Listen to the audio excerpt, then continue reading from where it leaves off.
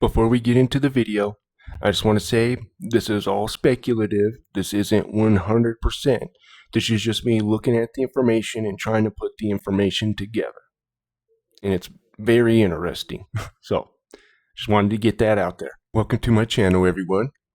Today, we're going to be going over the Stargates of Heaven and Hell. But before we get into that, I do regular biblical videos every Monday. Every Thursday is a Warhammer 40k Lore in the Bible series. And then every Saturday will be a Christian Nerd React series. And then, of course, a comedy Warhammer 40k bolt gun within the game thing. But anyways. And also, I wasn't really myself last week, and I want to apologize for that. I went into like the stars being alive, but then I didn't really explain myself, and then I went into the planets, and so it sounded like some weird stuff. So I apologize for that, and I have no idea how that video did so well. But anyways, where I was getting at is that I still believe, the stars. They're still like in Book of Enoch. It says they're like burning mountains, right? So I still believe they're these fiery balls and stuff like that, but they're alive. And then these planets, well, I'm going to get into that in this one, that it could be these realms and stuff. But anyways, we'll get into that. So we're going to start off. Oh, also, if I've earned a like and subscription, please consider doing so. So we're going to start off with FOJC Radio, Mount Shasta Stargate. This is a very interesting one. We're only going to watch a few minutes of it. If you want to watch more, there's their channel. Go support them. These are the guys where I've gotten the deep from, and Satan being a seraphim and all that stuff. So let's get started. Yeah. Of the oceans into the heart of the earth, the gates in the book of Enoch. Right here. Actually, or not Enoch, but right here. Job 38:8, or shut up the sea with doors when it break forth as it if had issued out of the womb. Okay, so really laid the foundation for this many, many times here on Sunday Night Live and the Midnight Ride. And we're going to be examining the evidence. Is Mount Shasta a Stargate? And we're going to be looking at a lot of the mysterious things that happen there. And if the explanation of it being a Stargate or a portal into another realm would answer some of the questions. Well, I want to begin with a very. So they're going to explain what's going on here. This little boy went to this gate, I guess you could say, and I'll let him explain it. I'm sorry. Interesting account that's recorded in this book, Stargates by Betsy Lewis. And on page 27, she talked.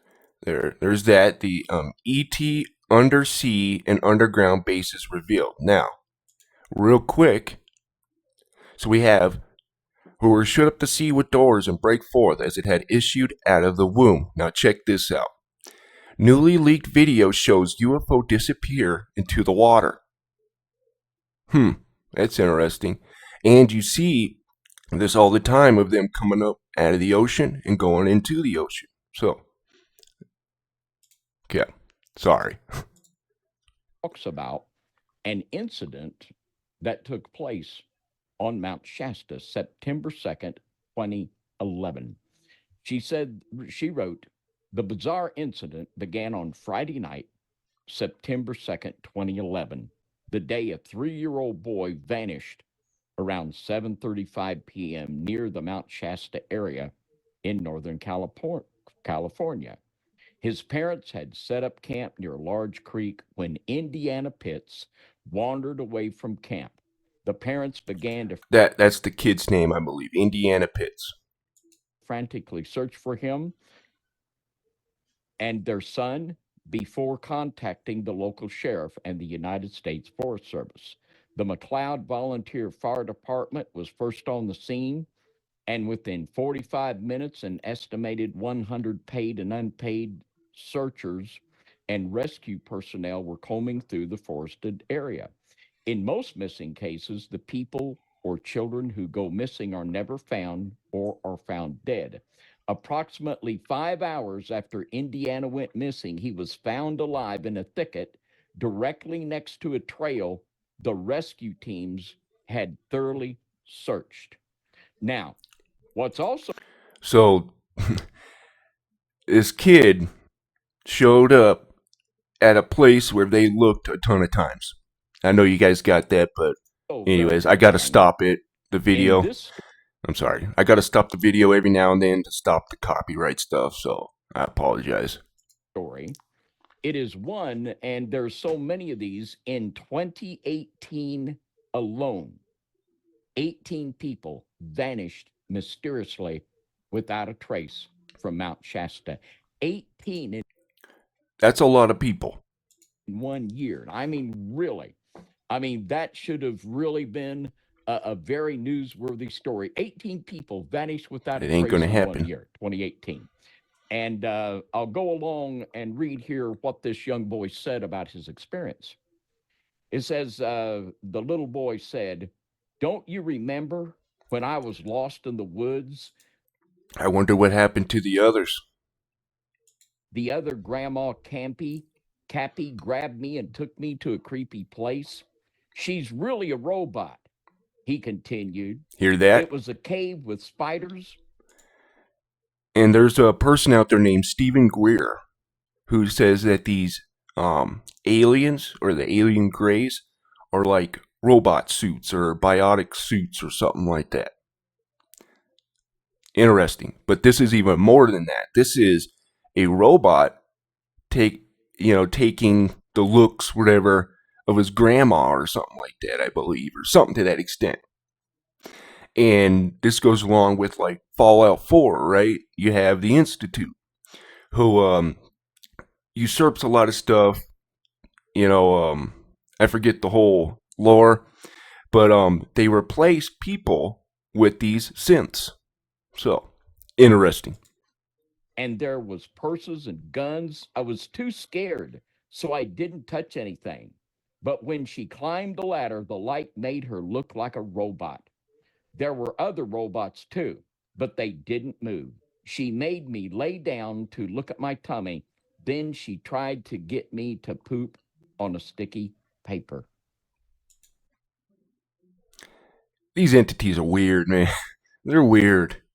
My goodness. Now, what do we got going Probably had something to do with DNA too, or something. I don't know. on here, Brian? What say you? We got a little boy disappears there on Mount Shasta. This is Brian Reese. Visual Disturbance is his YouTube channel. So if you want to check that out as well. He reappears and tells a story about a robot that looked just like his grandmother that had taken him to a very strange place. What do you think's going on here? Well, it's interesting you bring that up, David, because we're looking at literally some type of time. There's a time manipulation kind of narrative going on here, and then the little boy's account talking about an android that looks very similar to a family member. Well, it's interesting that this is a topic here that happened in 2018? Is that the date, Brother David? 2018? In 2018, there were 18 people 18 people. And this specific instance took place in 2011.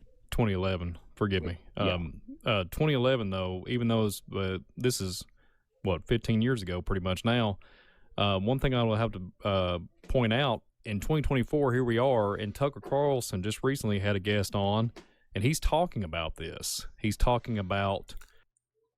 Huh. I didn't even hear this part, so this is new to me. There's these android-like creature beings that they're like avatars, and they're manipulating, and they'll take on the form of family members, friends, just to kind of help make everything comfortable, but it goes into this UFO phenomenon. But one thing that I'll point out, if this account from this little boy in 2011, he's talking about this creepy place in the woods, David, I wonder, in this account, if there was any nuclear facilities close by. What do you say about that? Because I'll kind of go where I think, there's a video, there's a new series that's on Netflix. It came out in 2019. I watched one season. It's really dark. Sorry. Like I said, I gotta stop it every now and then to stop the copyright and all that stuff. So, but this is interesting, isn't it? Weird, but interesting. Dark, literally, the show's called Dark, but it's got a lot of nasty stuff in it, whatnot. But there's a nuclear facility. There's this wood narrative, people going missing. It's very demonic. But my point is, getting back to 2011, this little boy reappearing, disappearing, and then talking about his family member. There's some manipulation going on, and I think we got some cloning. We got some, either the powers that be. We have the fallen angel narrative, and they're taking on the forms of androids. Wonder what happened to the family member. Wonder what happened, David. Yeah, that's a good question. I guess the real grandmother never left or went anywhere. And to me, it doesn't look like time manipulation, but space manipulation, where some. I agree with that. I agree with that because it looks like he's going into another realm, right? So, if you guys want to check out that whole thing, you can. So, all right, we're moving on here. So, we're going to go with the Bermuda Triangle. This is interesting. So, remember, who shut up the sea with doors when it break forth or as if it had issued out of the womb, right? Okay. So, Bermuda Triangle, section of the North Atlantic Ocean off North America, in which more than 50 ships and 20 airplanes are said to have mysteriously disappeared. Now, guys, these are my thoughts on this. This isn't 100% truth. Again, guys, okay, I won't even stress that. Anyways, so it doesn't mean I'm right. The area, whose boundaries are not universally agreed upon, has triangular shape that reaches approximately from the Atlantic coast off of Florida to Bermuda to the islands known as the Greater Antilles. Reports of unexpected or unexplained occurrences in the region date to the mid 19th century. Some ships were discovered completely abandoned for no apparent reason. Others transmitted no distress signals and were never seen or heard from again. Aircraft have been reported and then vanished, and rescue missions are said to have vanished when flying in the area. However, wreckage has not been found, and some of the theories advanced to explain repeated mysteries have been fanciful. Well, we got Mount Shasta and all that, what went on there, and 18 people missing and stuff, so something's going on, man. We got to start asking questions. Seriously, man. We just let these people tell, no, nothing to see here. There's airplanes missing. I get it. Could be wrecks, all that stuff, but something's going on, man. Anyways, Psalms 24:7. Lift up your heads, O ye gates, and be ye lift up, ye everlasting doors. I don't think a wooden door would be everlasting, or even a metal one, right? And the King of glory shall come in. Who is the King of glory? The Lord strong and mighty, and the Lord mighty in battle. Lift up your heads, O ye gates, even lift them up, ye everlasting doors, and the King of glory shall come in. And who is the King of glory? The Lord of hosts. He is the King of glory. Salah. Now, lift up ye heads, O gates. This is interesting here. So, where is it? I was going to do it later, but I should probably do it now. Now, liminal deities. So, in the New Jerusalem, we have 12 angels covering the doors, or the 12 portals, right? On that wall in the New Jerusalem, where it has 12 the names of the 12 tribes. It's got 12 angels and these doors, portals. Well, this is interesting. So, where it says, lift up ye heads, right? Lift ye up ye heads, O ye gates, right? So a liminal deity is a god or goddess in mythology who presides over thresholds, gates, or doorways, a crosser of boundaries. These gods are believed to oversee a state of transition of some kind, such as the old to new, the unconscious to conscious state, the familiar to the unknown. Types of liminal deities include dying and rising deities. Interesting. Various agricultural deities. psychopomps, and who are those who descend into the underworld,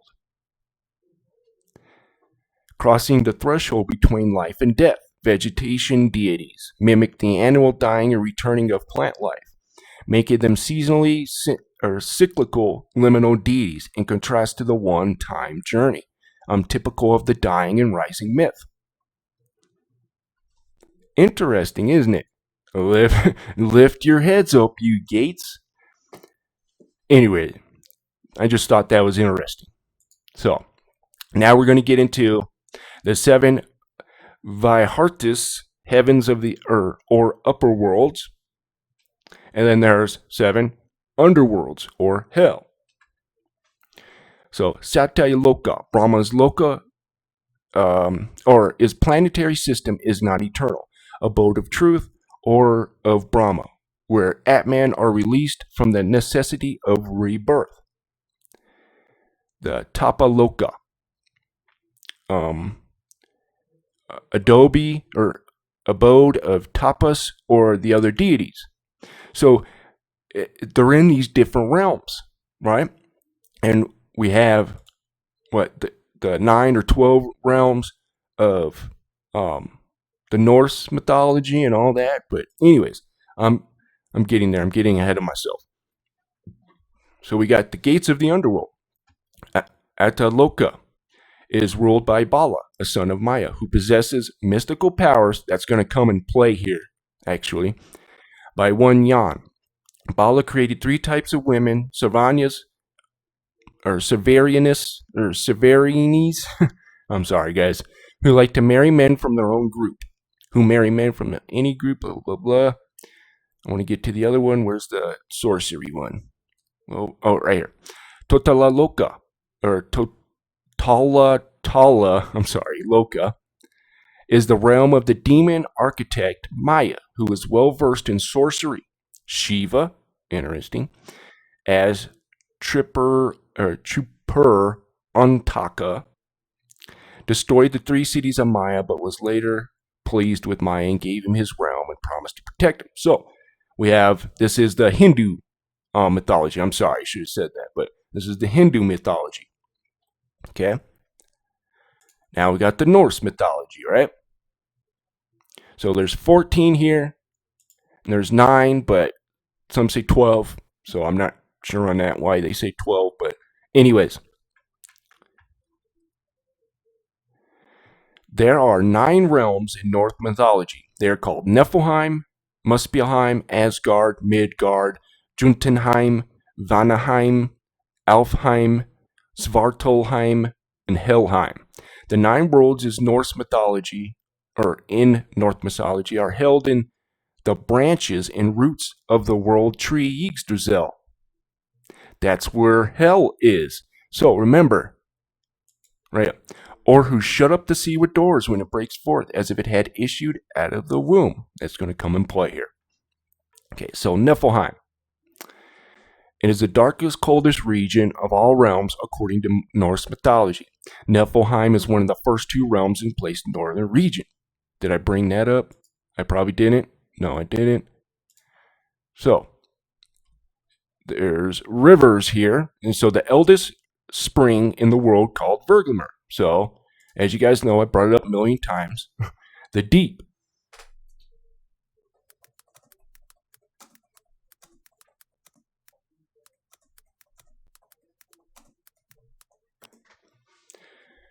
So I wonder what she's doing here. Right here, Ezekiel 31:4. The waters made him great. So this is talking about the destroyer, okay? Or the Assyrian, which is second in command from Satan, right? So Ezekiel 31:4. The waters made him great. The deep set him up on high with her rivers running about his plants, and sent out her little rivers unto all the trees of the field. Huh. That's interesting. Is she setting up these little portals too? You know?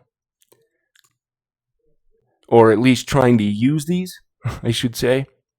Anyways. Okay. So it is said that all cold rivers come from the spring Verglamer, and it is said to be a source of the 11 rivers. The springs is the origin of all that is living and the place where every living being will go back.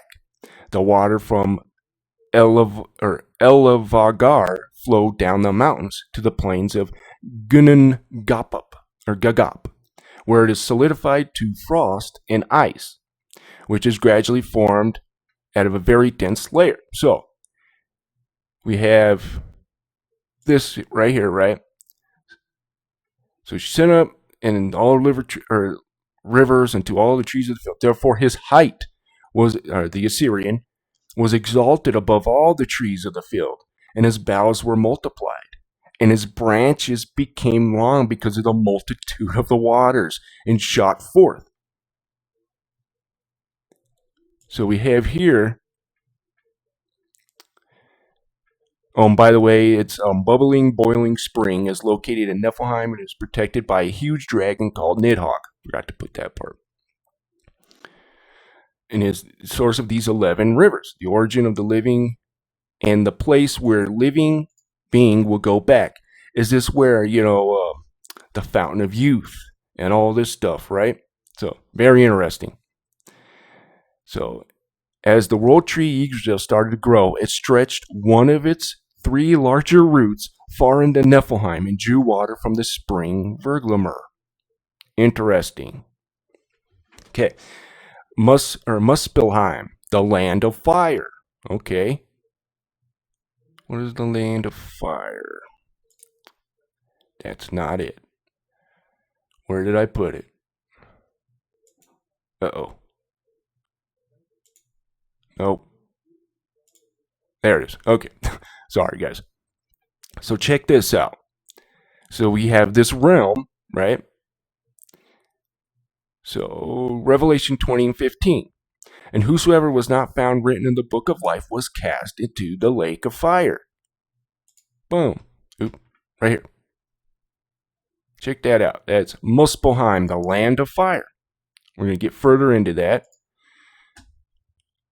Revelation 20 and 14. Now, pay attention to this part. In death and hell, this is the destroyer, Abaddon, right? And hell, Hella, or the deep, right? Were cast into the lake of fire. This is the second death. So we got these two people right here. So right here, behold, the Assyrian was a cedar in Lebanon with fair branches. And it also says he was in the garden of God. So this isn't just a normal human. This isn't a human, right? This is a seraphim. But anyways, so you can see all that, and it has tree stuff going on here, which is interesting. I'm not saying he's actual tree, but it's just interesting. Because it probably has something to do with, that Yggdrasil and all that stuff. So, I don't believe everyone's copying each other. Okay, why? First off, why would they do that? And would you want to follow a god that let his society die out? No. The way they write it is they see that this person has the same attributes of their god, right? So they're like, wait a minute, hey, okay, well, we'll adopt him as our main deity or whatever, you know what I mean? Because he is the main deity. But that's how they wrote it. And everybody's telling the same story, but getting it from their own God, right? In my opinion, the God of the Bible is the one who's telling the truth. He's the one that gets it all out there, right? And shows you who they are and exposes them, right? You just got to study, read your Bible, and you will see. But anyways, so we got the lake of fire. So Asgard, home of the gods. In the middle of the world, high in the sky is Asgard. So this is interesting. Okay. So Job 2:1. Again, there was a day when the sons of God came to present themselves before the Lord. Okay, now this is before Jesus, right? But anyways. So they're appearing to God in heaven, right? And the Lord said unto Satan, From whence comest thou? And Satan answered the Lord and said, From going to and fro in the earth, and walking up and down in it. And the Lord said unto Satan, Hast thou considered my servant Job? And I want you to notice something here. he's not necessarily in hell, the ruler of hell, right? He's going up and down the earth. He's, going out and second heaven and all that, right? That's the deep's job there, right? So, anyways, and Satan's the main guy, right? Anyways, I digressed. And the Lord said unto Satan, hast thou considered my servant Job? So we have the sons of God appearing in heaven. And this also could be a false heaven, right? Now, I'll get to that too as well. So I'm giving you two theories here. So it's the home of the gods and goddesses. Odin is the ruler of Asgard and chief of the Aesir. He is married to Frigg, and she is the queen of the Aesir. Inside the gates of Asgard is Valhalla, and place where half who dies in battle will go to the afterlife, and the other half goes to Falkvanger, which is ruled by the goddess Freya. Okay, Midgard, which is the home of the humans. We know that, so we don't need to go into that too much. Now, here's the home of the giants. So the home of the giants. So we know in Genesis 6, the sons of God came unto the sons of men, and they bear giants. All right, you can go look that up yourself. Okay, Genesis 6. But we're going to get further into this because this is interesting here. Oops, I'll get into that. So they are sworn enemies of the Aesir. Jotunheim consists mostly of rocks, wilderness, and dense forests, and it lies in the snowy regions on the outermost shores of the ocean. Because of this, the giants live mostly from fish from rivers and the animals, and there is no fertile land in Jotunheim. So, this is interesting here. Check this out. So this is the first Enoch, chapter 10, and by the way, Enoch is mentioned in Jude 1:14, and it pulls straight from the book of Enoch as well. So it gives him a nod, and it pulls straight from it. So, anyways. And again, the Lord said to Raphael, bind Azazel hand and foot, and cast him into darkness. But pay attention to this part, though. And make an opening in the desert. Is this like a little pocket dimension, right? We'll get into that here in a second. But in the desert, which is in Dudael, is this the realm? Is this another realm, right? In this other pocket dimension. And cast him therein. Or place him on rough, jagged rocks. Or one of my theories is this could be a planet, one of the planets out there too, right? Anyways, I cast him therein, and I place upon him rough and jagged rocks, and cover him with darkness, and let him abide there forever, and cover his face, that he may not see light. Is this the right here? Jotunheim, because Azazel and Samyaza and all that were the ones, the watchers, who copulated with women and bare the giants. Interesting. Okay. Vanaheim, home of the Vanir. Vanir gods is the old branch of gods. The Vanir are masters of sorcery and magic. Okay. Now, if you remember, these are in the underworlds, right? Where they have sorcery, where is it? A demon architect who is Talatala, who is well versed in sorcery. Okay, there's more.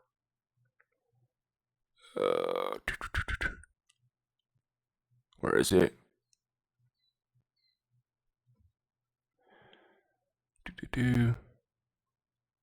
Okay, who possessed mystical powers and all that, so in sorcery, stuff like that.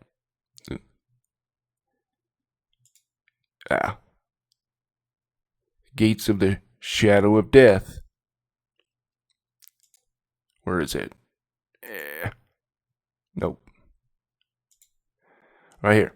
Job 38:17. Have the gates of death been opened unto thee? Or hast thou seen the doors of the shadow of death? Interesting. Yeah. And then the home of the light elves. The light elves are minor gods of nature and fertility. They can help or hinder humans within their knowledge of magical powers. There it is again. Okay. Svartalheim, Svartalheim, home of the dwarves. They live under rocks, in caves, and underground. Heidmar is where the king of Svartalheim, until he was killed. And Svartalheim means dark fields. The dwarves are masters of craftsmanship. Gods in Asgard have received many powerful gifts. For instance, magical ring, Draupnir, and Gungnir, Odin's spear. Now we're going to get into Helheim. This is within, I believe, Niflheim, but it's anyways. Hell is where all the dishonored dead, thieves, murderers, and those the gods and goddesses feel are not brave enough to go to Valhalla or Falkvinger. Helheim is ruled over by Hel, the daughter of Loki. Helheim is a very grim and cold, dark place. The person who arrives here will never feel joy or happiness again. Hel will use all the dead in her realm of Ragnarok to attack the gods and goddesses at the plains of Vigrid. And this will be the end of the world. That's interesting there. Let's go here. No. No. Where is it? Oh, I do want to bring this up before I forget. So this is where, another version of the theory could be where Asgard, or that is Asgard, or something like that. Is this Job 18:5? Yea, the light of the wicked shall be put out, and the spark of his fire shall not shine. The light shall be dark in his tabernacle, and his candle shall be put out with him. The steps of his strength shall be straitened, and his own counsel shall be cast him down. For he is cast into a net by his own feet, and he walketh upon a snare. So, it says right here, the light shall be dark in his tabernacle, and his candle shall be put out with him. Anyway, a tabernacle is where you dwell. Okay. So now let's get into pocket universes. So it defines a realm like the one that contains the observable universe as only one of the many inflationary zones.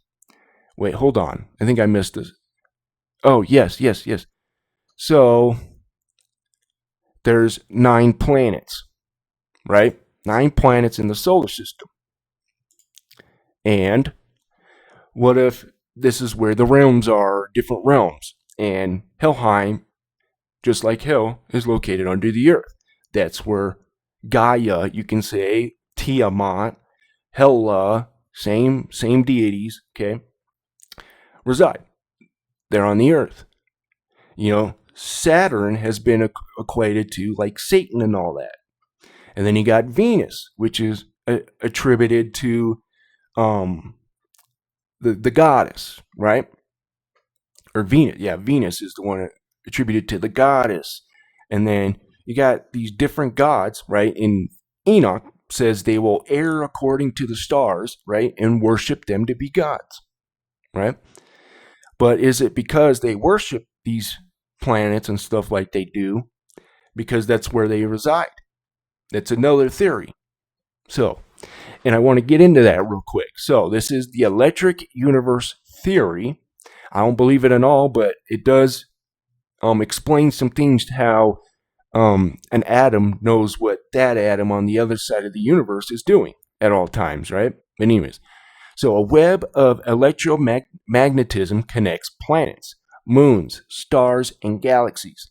The movement of charged particles in electric current. These currents give rise to pervasive magnetic fields and high-energy electrical events. They power exploding stars and erupt as intensely energetic jets from galactic cores. So there's like these tethers, right? These electric tethers that connect to everything, right? Are these portals or something like that? How they can get through it and stuff? Because you'll see it says Satan fell from heaven, right? or Jesus saw him fall from heaven, then, in my opinion, right then, and it says he came like lightning. Was this a portal into the netherworld, right? Or going into the nether realms, I guess you could say, right? Something to think about. I just wanted to bring that up. And can they use this power to have these gates, right? This is, and this is where you can see like the ley lines and stuff come in too as well, if you believe in that sort of stuff. Okay, pocket universe.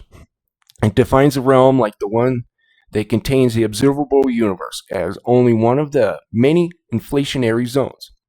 Astrophysicist Jean-Luc Leiners of the Princeton Center for the Theoretical Science has argued that an inflationary universe does produce pockets.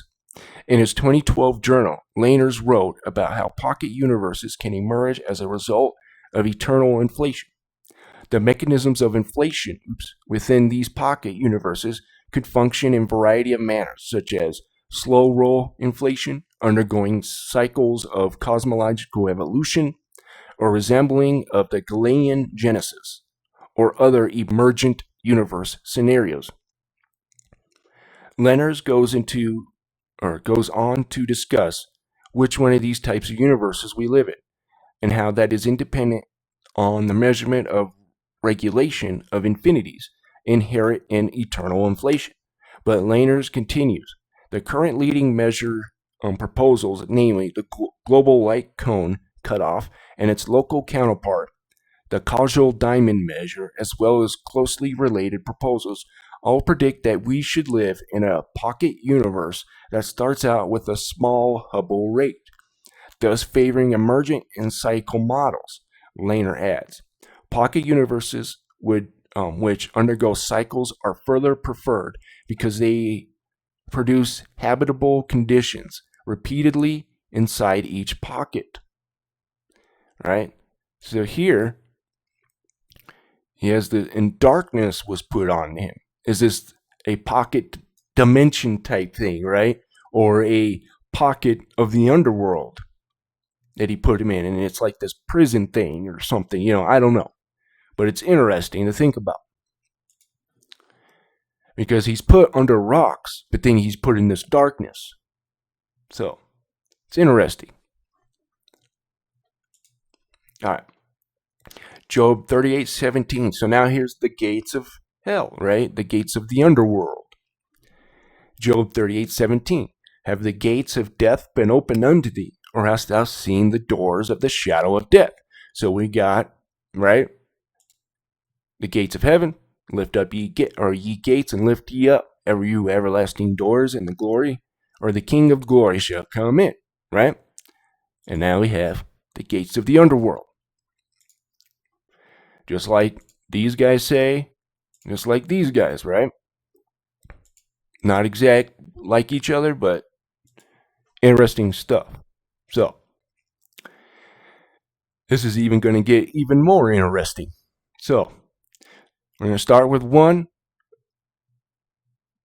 and we're going to talk about the stars, the luminaries, right? And that's one thing I forgot to bring up too. The stars, the ones that are live and stuff, is what I was saying are the luminaries. They're still gas balls, or fireballs and stuff, just like Enoch says, right? They're like 7 fiery mountains or whatever it calls them in the abyss there. So they're still that, but they're alive, just like a seraphim is burning, but is alive, right? But anyways, I digress. So, and the leaders of the heads of thousands are placed over the whole creation and over all the stars. Interesting. Are these those liminal deities as well?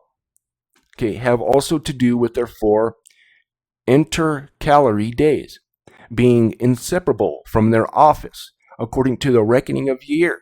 And these render service on the 4 days which are not reckoned in the reckoning of a year. And owing to them, men go wrong therein. For those luminaries ready truly render service on the world stations. Isn't that interesting? What are these world stations? Okay.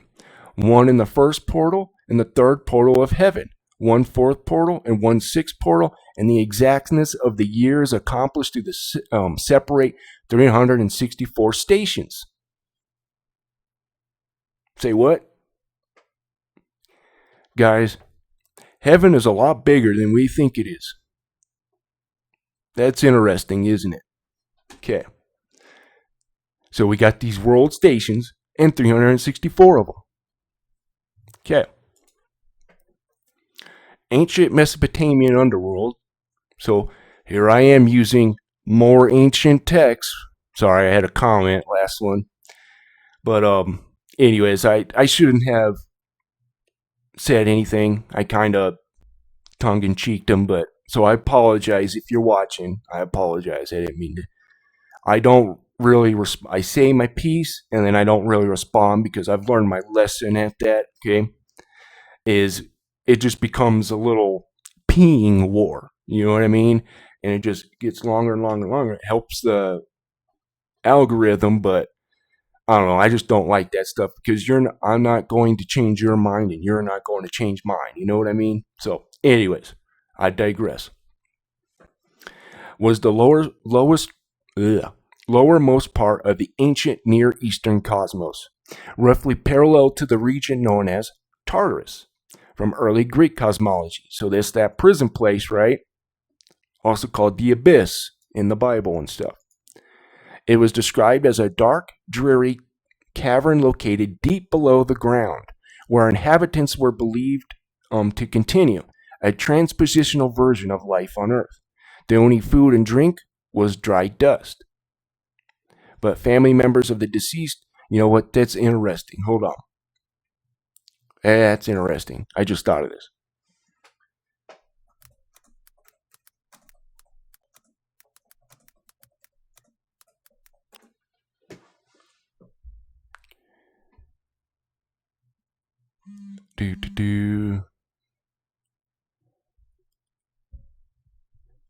Belly will. Here we go. Okay, I'll just read this one. We'll go to the KJV. So, and the Lord God said unto the serpent, because thou hast done this, thou art cursed, and above all cattle, and above every beast of the field.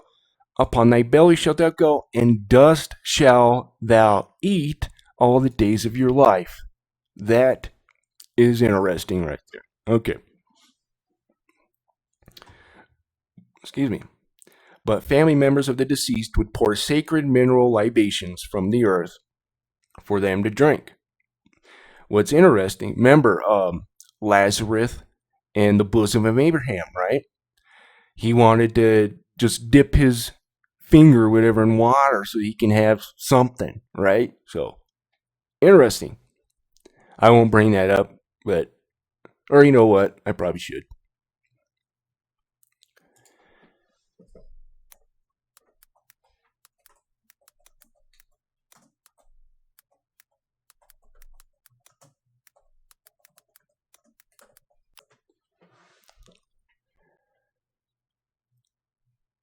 So right here.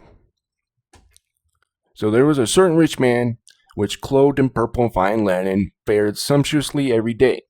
There was a certain beggar named Lazarus, which was laid at his gate, full of sores, desiring to be fed with the crumbs which fell from rich man's table. Moreover, the dogs came and licked his sores. And he was, let me go here. So, and it came to pass the beggar died and was carried by the angels into Abraham's bosom. Is these liminal deities taking him, putting him in portals and stuff? I don't know. Interesting. Okay, and he cried and said, Father Abraham. Oh crap! Okay. Carried away by the angels in bosom. The rich man also died and was buried. And in hell he lifted up his eyes, being in torments, seeth Abraham afar off and Lazarus in his bosom. And he cried, said, Father Abraham, have mercy on me, and send Lazarus, that he may dip the tip of his finger in water and cool my tongue, for I am tormented in this flame. Interesting. But Abraham said, Son, remember that thou in thy lifetime receivest thy good things, and likewise Lazarus evil things. But now he is comforted, and thou art tormented. And besides all this, between us, you are in this great gulf fixed, so that they which would pass from hence to you cannot, neither can pass to us. That would come from thence. Maybe there's no portal to connect the two. Interesting. Okay.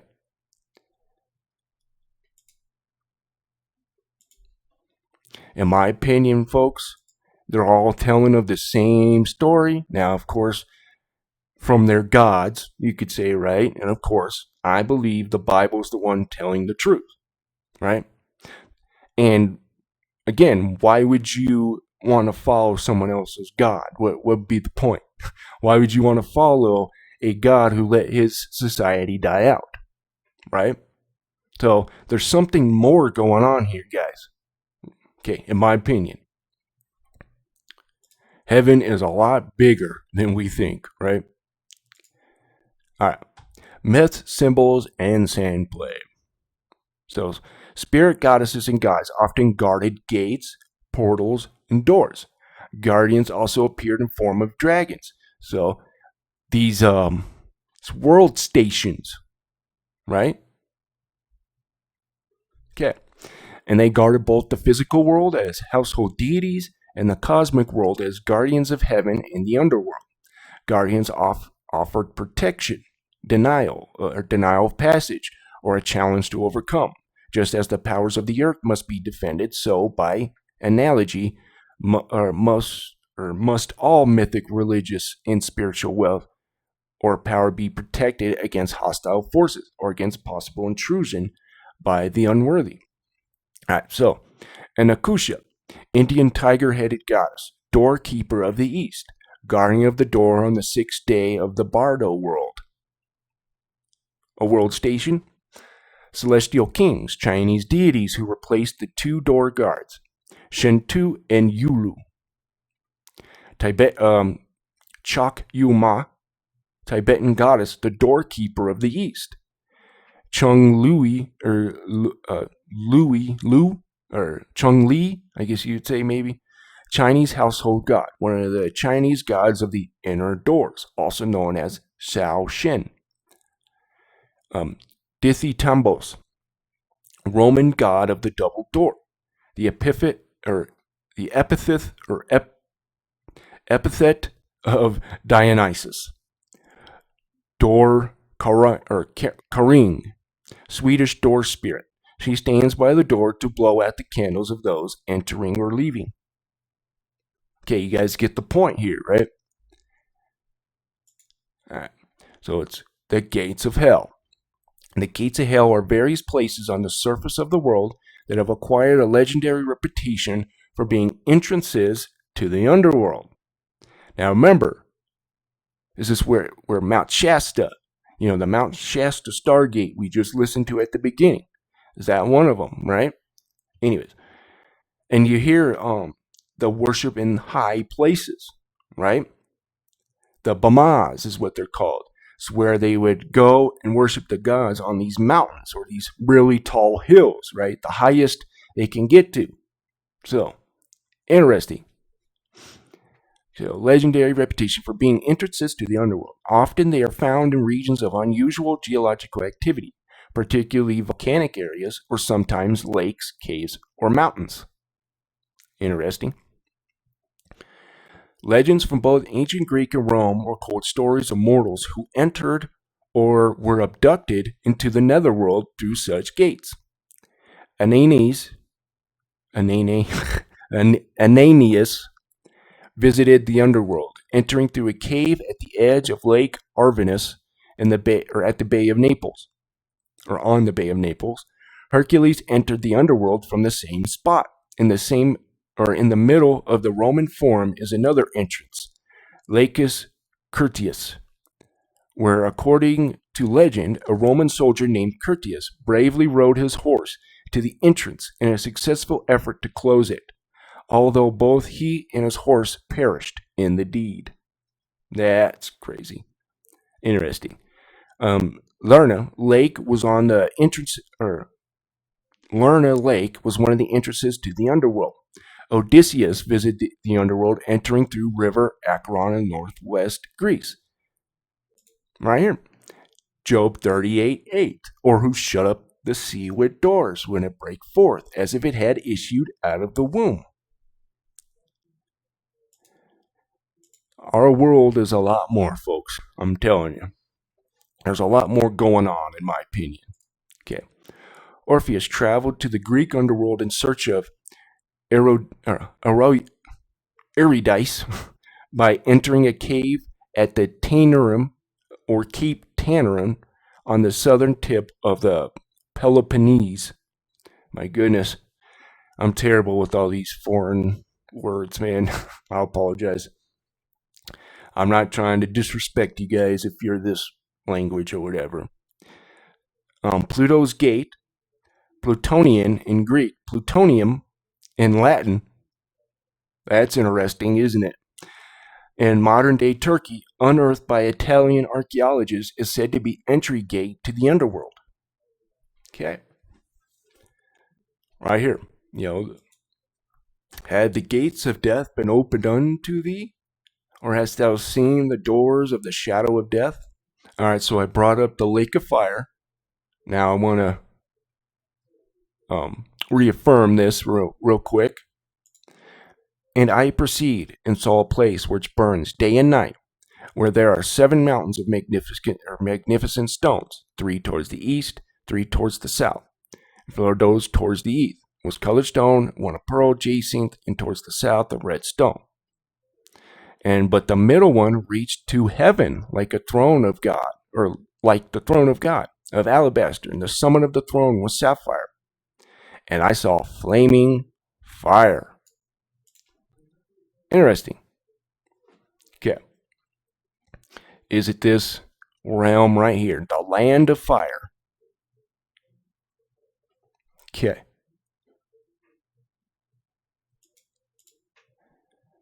Okay. Now, I normally don't get into things that aren't necessarily official, but this impressed me. So Jairus is where this is from on Reddit. Just about every mythology has this idea that mythological worlds are both places you can physically go, but are also a place set apart that's difficult and possible to access. Is it like this pocket dimension stuff, right? Okay. Using your own example of the Norse, the idea of Asgard and Jotunheim are treated both as mythical places, a dimension apart, and a place you could walk to. My favorite example of this is when Thor and Loki go up to Jotunheim to beep up some giants and run into Utgard Loki. As they leave Asgard, they pass through Midgard and spend the night with a human family. Thor generously kills the goats that pull his chariots for him to feed everyone for dinner, but the boy of his family cracks one of the bones to get to the marrow out, and when Thor resurrects the goats the next morning, one of them is lame.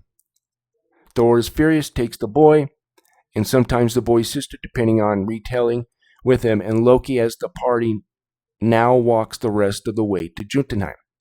That would indicate that the Norse believed that the lands where the giants lived were both accessible to humans physically, but they knew they were also a realm apart. An unlucky traveler might accidentally trip through the veil and find the homeland of the giants, but it would not be easy. And you think about this, right? What is that? Something in the beans. I can't remember his name. Something in the beanstalk. Oh, crap.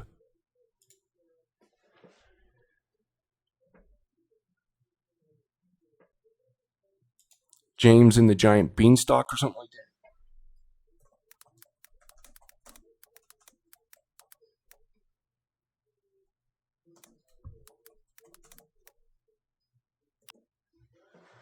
Jack and the Beanstalk. Okay, Jack and the Beanstalk. And remember, they're up in the clouds and stuff, right? So that's interesting. Anyways, we won't get into that. All right, Matthew 16:18. And I say also unto thee, thou art Peter. Upon this rock I will build my church, and the gates of hell shall not prevail against it. So there's the gates of hell, right? And when Jesus went into the netherworld, right, he went to these angels and proclaimed to them, saying, I won. You tried to stop me. I won. So, and I will give unto thee the keys of the kingdom of heaven. Whosoever thou shalt bind on earth shall be bound in heaven. So this is Jesus basically saying, right, where he says, and I saw Satan fall from heaven. I give you, now you have the authority to trample over serpents and scorpions and all the power of the enemy. Right? It's the same thing he's saying here, right? He's saying, I give the keys of heaven or kingdom of heaven, and whatsoever thou shalt bind on earth shall be bound in heaven. So it's connected in some way, right? The earth and heaven, but they're not. You know what I mean? It's interesting. Whatsoever thou shalt loose on earth shall be loosed in heaven. Then charged to his disciples that they should tell no man that he was Jesus the Christ. Then charged he his disciples that they should tell no man that he was Jesus the Christ. From that forth he began Jesus to show unto his disciples how that he must go into Jerusalem and suffer many things of the elders and chief priests and scribes, to be killed and raised again the third day. Okay. Now, I probably should have brought this up a little earlier, but anyways, this is the Bifrost. Okay, in Norse mythology, also called the Bifrost, is a burning rainbow bridge that reaches between Midgard and Asgard in the realm of the gods. Is this that tether thing, right? Part of it or something, maybe. I don't know. But anyways, attested as Bifrost in the Poetic Edda, compiled in the 13th century from early tradition sources as Bifrost, and the Prose Edda, written in the 13th century by Snorri Sturluson, and the Poetry of Skalds. Both the Poetic Edda and Prose Edda alternately refer to the bridge as Asperu, Old Norse for Aesir's Bridge. According to Prose Edda, the bridge ends in heaven at Himinborg, the residence of the god Heimdall, who guards it from Jotnar. The bridge's destruction during Ragnarok's by the forces of Muspel is foretold. Scholars have proposed that the bridge may have originally represented the Milky Way, and have noted parallels between the bridge and another bridge in Norse mythology. Brew. Anyways, so it's like this thing that connects all the realms together, basically, right? And gets these gods to their one place to another. It's just a Stargate of some kind, right? And they have a guardian who protects the Bifrost, right? We've seen the Marvels and all that, Where is it? No. A liminal deity. Yeah. Where am I? Okay.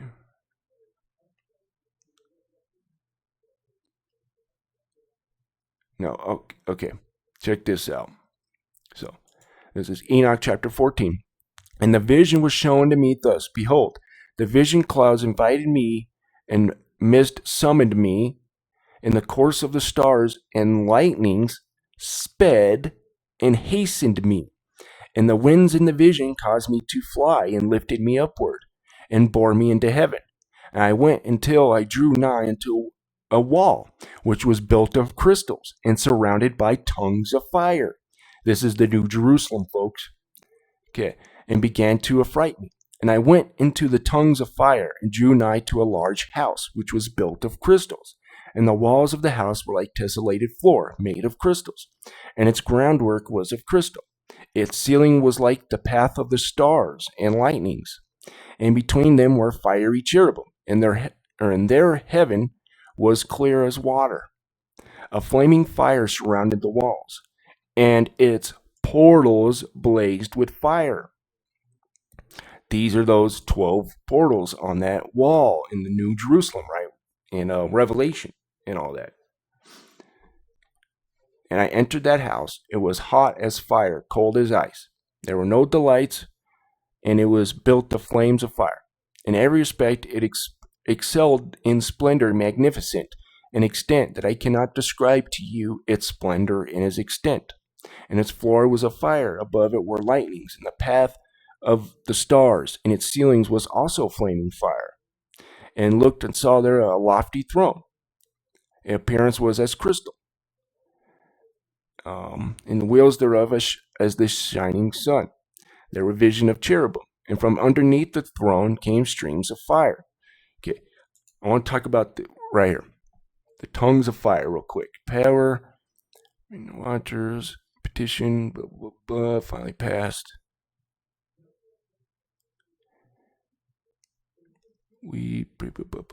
I'm sorry, guys, I'm trying to find it. Yep, and I went and drew nigh to this tongue of fire. Okay, and I went till I drew nigh to a wall.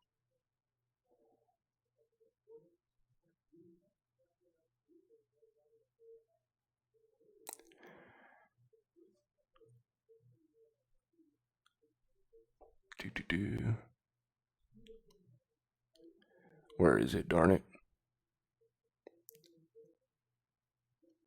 Right. But the crystal surrounded by tongues of fire. There's one where he enters into the tongues of fire, and it takes him. Right. Okay.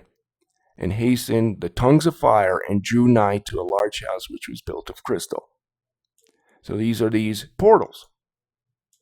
Right? And these 12 portals connect to, all these realms and, and all of that. So, interesting. And there's 12 of them, right?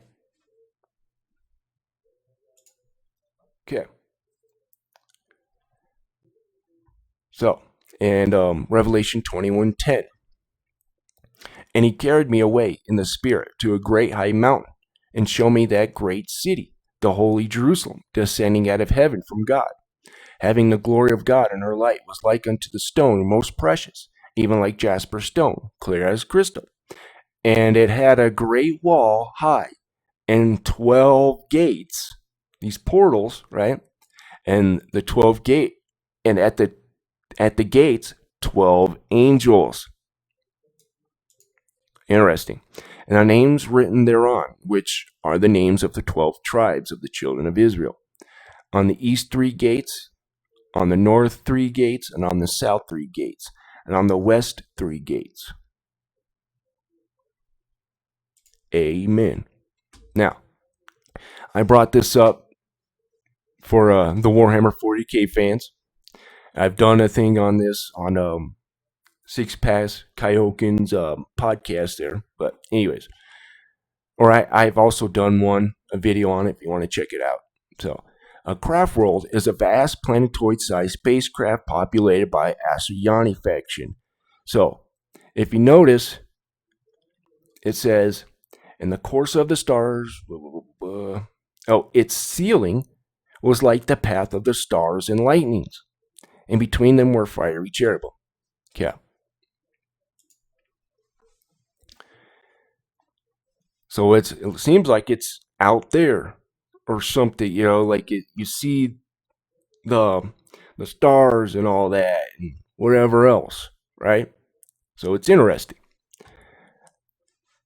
Populated by Asuryani faction, and I'm not saying that it is exactly like this or anything, but so an advanced humanoid species known as the Eldari.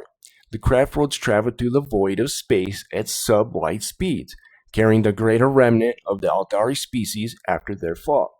Each craft world is a self-sufficient, independent realm with its own distinctive culture. Every craft world is built upon a skeleton of psychoactive crystalline wraith bone, whose structure extends throughout the gigantic void craft. A similar skeletal core lies at the heart of the most Asuryani constructions in every one of their spacecraft. In function, this core is similar to the blood vessels and nervous system of a living creature, pumping life-giving energy around the body and also transmitting the psychic impulses that coordinate its many functions. Wraithbone is psychoconductive, and the core of Craftworld acts as a self-replenishing reservoir of psychic power.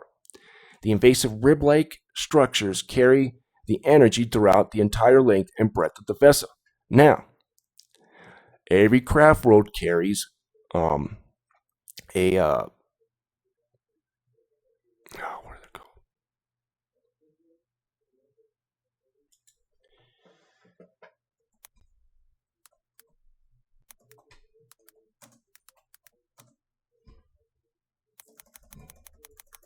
A webway gate. I'm sorry. Oh, I can't believe I forgot that for a little bit. A webway gate, and the webway is like a um, web type thing within the warp. So it's not using necessarily the warp to go like the humans do. It's like this within it, and it's a safe way to get through the warp, basically, with these tunnel like spider web things. Okay. Anyways, that's why it's called the webway. And there's like a big one within these ships. Very interesting. And then, of course, you got the immaterium. The immaterium is also referred to as the Empyrean, the ether, the sea of souls, the realm of chaos. Warp space, are most commonly the warp, is an alternate dimension of purely psychic energy that echoes and underlies the familiar four dimensions of the material universe. Now, what's interesting and why I bring this up is the chaos gods all have their different realms within the warp, different tabernacles, per se, right? And, you got the gates of the underworld, and then you got the gates of heaven. Different places in heaven, and then different places in this underworld. I'm not going to act like I totally 100% understand it. I'm just giving you a speculative thing here. So, anyways, that's why I gave you the message at the beginning. So, just interesting stuff. Oh, come on. Okay. Colossians 1:13, who had delivered us from the power of darkness and had translated us into the kingdom of his dear Son. Okay. So there's darkness you can think of as this warp, but it also has influence as well, right? Just interesting thing to think about. Oh, I did bring this up. Okay. Didn't mean to bring both. Oh well.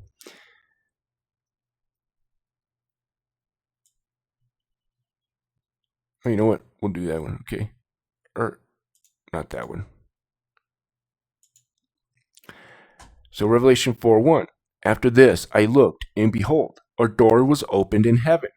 And the first voice which I heard was it were of a trumpet talking with me, which said, Come up hither, and I will show thee things which must be there or be hereafter. Oh. Oh, you gotta love my brain sometimes, man. So I did bring it up. Now, I want to bring this up. Brought it up a couple times already, or not today, but anyways. The fall of Adam, why night and day were created. This is the book of Adam and Eve. So then when God, who is merciful and full of pity, heard Adam's voice, he said to him, O Adam, so long as the good angel was obedient to me, a bright light rested on him on his host. But when he transgressed my commandment, I deprived him of that bright nature, and he became dark. So now this darkness, whatever it is, right, is starting to take hold because he disobeyed God. So there's a protection from this. When you are in God's light, there's a protection from darkness. And Job talks about this hedge of protection, which God lifted up, and then Satan was able to do whatever he wanted, right? Anyways, so, and deprived and bright nation became dark. And when he was in heaven, ready? In the realms, pay attention to that. The realms of light. That's multiple realms. So that's interesting. So heaven is way bigger, and it has, different spots where different types of angels and whatnot are. And then he's got his abode, right? The New Jerusalem, and then his throne and stuff. So Crazy stuff, man. I love it, but I can't help but to speculate and all that. Okay. And he knew nothing of darkness, but he transgressed, and I made him fall from the heaven onto earth. And it was this darkness that came over him. And on you, O Adam, while in my garden obedient to me, did that bright light rest also. But when I heard of your transgression, I deprived you of that bright light. Yet, of my mercy, I did not turn you into darkness. See, Satan was turned overly to darkness, okay? But I made your body of flesh, over which I spread this skin, in order that it may bear cold and heat. If I had let my wrath fall heavily on you, I should have destroyed you, and had turned you into darkness. It would have been as if I had killed you. But in my mercy, I made you as you are. When you transgressed my commandment, O Adam, I drove you from the garden and made you come forth into this land. So he's taken, and what it seems like here is they're not timeless anymore, so he put them within this time thing. You know what I mean? The time continuum, I guess you can call it. I lost my spot. Okay, but in my mercy I made you as you are. When you transgressed my commandment, O Adam, I drove you from my garden and made you forth into this land, commanded you to live in this cave, and darkness covered you, as it did over him who transgressed my commandment. Thus, O Adam, has this night deceived you? It is not to last forever, but only for 12 hours. When it is over, daylight will return. So, interesting. That's an extra biblical book, so hold there all extra biblical books to the light of Scripture, okay? All right, so here's dark matter. The universe is building blocks. Everything scientists can observe in the universe, from people to planets, is made of matter. Matter is defined as any substance that has mass, occupies space. But there's more to the universe than matter we can see. Dark matter and dark energy are mysterious substances that affect and shape the cosmos. Scientists are still trying to figure them out. Normal matter. Normal matter makes up everything we can directly observe. We can view an invisible light with our own eyes or through a telescope that can detect light we can't see, like ultraviolet or infrared. Most normal matter is made up of atomic particles, protons, neutrons, and electrons, and it can exist as gas, solid, liquid, plasma of charged particles, while normal matter is everywhere in our daily lives. It composes less than 5% of the total universe. Dark matter. Like ordinary matter, dark matter takes up space and holds mass, but it doesn't reflect, absorb, or radiate light, at least not enough for us to detect yet. So, it's a false light, right? If it does, come up. But anyways, while scientists have measured that dark matter makes up 27% of the cosmos, they're not sure what it is. Theories include several kinds of as yet unidentified types of particles that rarely interact with normal matter. So there you guys go. There's dark matter. Interesting. So Luke 10:18. And he said unto them, oh crap, I should have brought this up. Anyways. And he said unto them, I beheld Satan as lightning fall from heaven. Is he going through this little portal thing? I don't know. And then with Enoch, it says he saw lightnings and all that, but anyways. But yeah, in Enoch, it says he saw lightnings in the stars. So, interesting. Okay. Right. And behold, I give unto you power to tread on serpents and scorpions and over all the power of the enemy, and nothing shall by any means hurt you. Amen.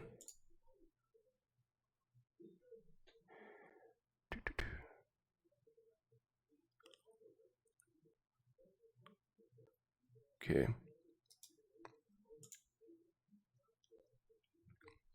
Here we go. Stargates of ancient Egypt. Autumn begins to settle into northeastern Ohio, more specifically the Cleveland area, with crisp air. In June 2021, I was sitting next to Mohammed Ibrahim on a flight from Cairo to Aswan. as we embarked on the middle leg of return of Kepler's cycle tour, a tour that celebrated the dawn of the new cycle of life with exclusive 2-hour access for just our group inside the Great Pyramid of Giza on the summer solstice. It was absolute blah, blah, blah, blah, blah. Okay. So it was technologies of ancient Egypt. Mohammed and I began to talk and revealed to him that, like Dun, my father, was a machinist, or a machinist, sorry, which launched us into discussion about some of the greater mysteries, or a machinist, I don't know. I'm guessing that's machinist, but I could be wrong. I haven't seen it spelt like that, though. I don't know. Which launched us into a discussion about some of the greater mysteries of ancient Egypt and the type of technology they likely had at their disposal to create many of their mesmerizing structures. As our flight near Aswan, Mohammed said, "I would like to do a tour with you. Let's talk after this one." Thus was established the kernel of what has now become the Stargate of ancient Egypt's tour. What's a Stargate? When we think of a word Stargate, we usually think of the 1994 movie of the same name, or various Stargate television shows that have been produced. Yes, the idea is to use some sort of portal to travel from one point in the universe to another, or even just across our own planet somewhere. In modern times, theories concerning wormholes were first introduced to the scientific community in early 20th century. Although the nomenclature was different, Albert Einstein's theory of general relativity,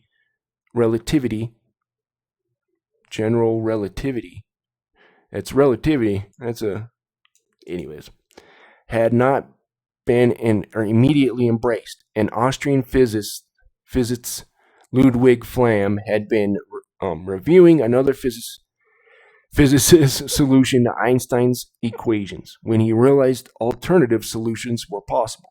In 1960, Flamm proposed a white hole, or a black hole that has been theoretically reversed, with its possibility available a space-time conduit. So the layout of house, let me get to the goods here.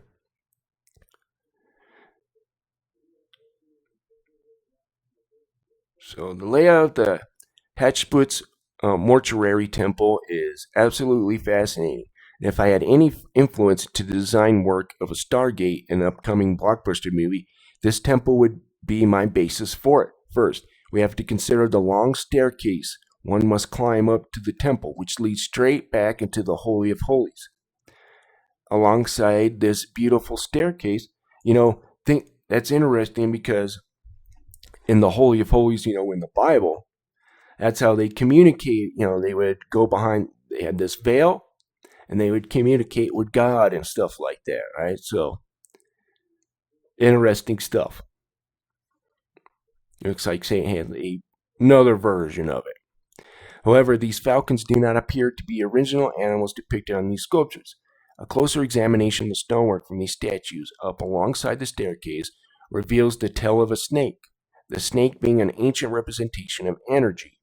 It's difficult to say what kind of snake these statues may have originally have been, but on theory that was originally cobras. In any case, it's the energy which concerns us. That representation of energy leads straight into the temple and is pointed back at the Holy of Holies. There you guys go.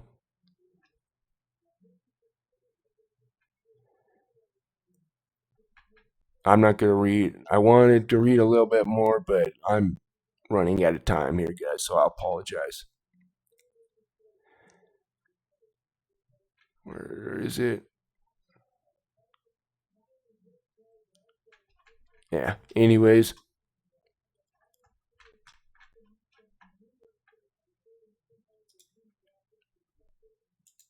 Okay. Enoch's journey through Earth and Sheol.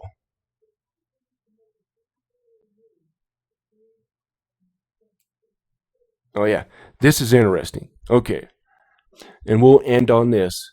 But so Enoch chapter 17, and they took me to a place which those who were there were like flaming fire. Ready? And when they wished, they appeared as men. We've been talking about that a lot too. Anyways, and they brought me to a place of darkness and to a mountain, the point of whose summit reached to heaven. And I saw the places of the luminaries and the treasuries of the stars and the thunder and the uttermost depths. There were fiery bow and arrows in their quiver, and the fiery sword, and all the lightnings. And they took me to living waters, into fire of the west, which receives every setting of the sun. And I came to a river of fire, in which the fire flows like water and discharges itself to the great sea towards the west.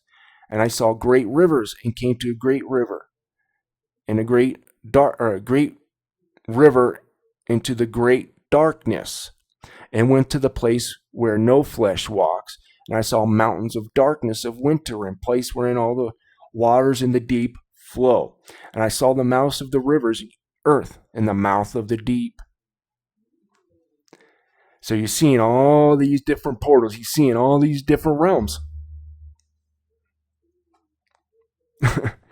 Guys, God has made an amazing universe. Okay? There's a lot out there that we don't know. Okay? Scientists may say we know, but we don't. Right? And now, of course, this is all speculation. Right? This is not 100% fact. But it's interesting to speculate on this, right? And where are these realms? Are they, on top of each other, or are they these planets? You know what I mean? Or what? I don't know. There's 9 realms of Asgard, and there's 9 planets. So that's something to think about too. But anyways, guys, the only way you get to heaven and get to the Father is through Jesus Christ. He's the only way. Okay. And he is the truth. There's any answer that you want is in the Bible. I promise you. Okay. You just have to look at it yourself. And again, don't trust some guy on YouTube, right? Trust Jesus and get the information yourself.